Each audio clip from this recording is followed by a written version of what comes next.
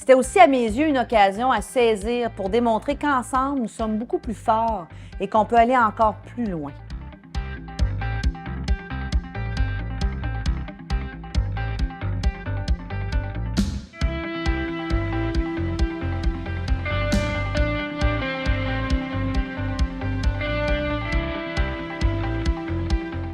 L'importance pour le Québec d'être présent avec nos bureaux et nos antennes dans les autres provinces canadiennes est essentielle, et ce, tant sur le plan économique que linguistique.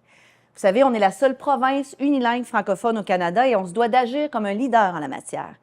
Il est aussi impératif de protéger le fait que nous sommes une minorité linguistique en Amérique du Nord. On a un devoir particulier pour protéger ce statut. Il faut faire valoir notre place au sein de la Fédération canadienne, car c'est une richesse dont il faut vraiment prendre soin. Lors de ma tournée des provinces et des territoires en 2019 et 2020, on me parlait chaque fois de l'importance que jouent les bureaux et les antennes du Québec. C'est d'ailleurs de cette façon dont j'ai appris tout l'impact du BTQ un peu partout au Canada. Son rôle est clairement incontournable pour déployer tout le potentiel des communautés francophones. Nous avons avantage à renforcer nos liens. Plus nous sommes forts ailleurs, plus nous sommes forts au Québec également. L'existence du Bureau du Québec à Toronto a énormément facilité mon travail lorsque j'étais responsable des relations canadiennes et de la francophonie canadienne.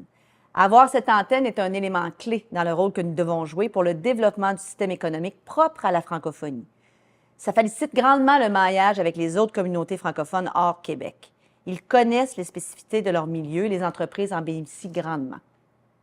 Bien, le travail du Bureau du Québec à Toronto en matière de relations canadiennes et de francophonie canadienne favorise pleinement le développement économique du Québec dans les autres provinces.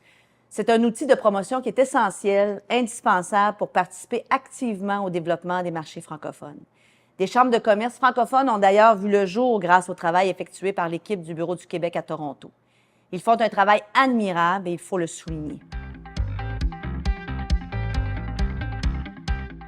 La rédaction d'une troisième politique du Québec en matière de francophonie canadienne est une façon pour nous d'assumer le leadership qui nous revient naturellement dans ce dossier. Vous savez, au Québec, on a la chance, on a le privilège de vivre en français. Mais c'est très fragile et les autres communautés hors Québec peuvent en témoigner.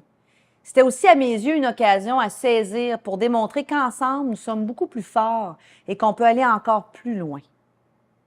Mais dans l'avenir, je souhaite qu'on se souvienne de cette troisième politique comme celle où nous avons travaillé dans l'ouverture, dans un objectif de collaboration pour qu'on puisse solidifier les liens entre nos communautés.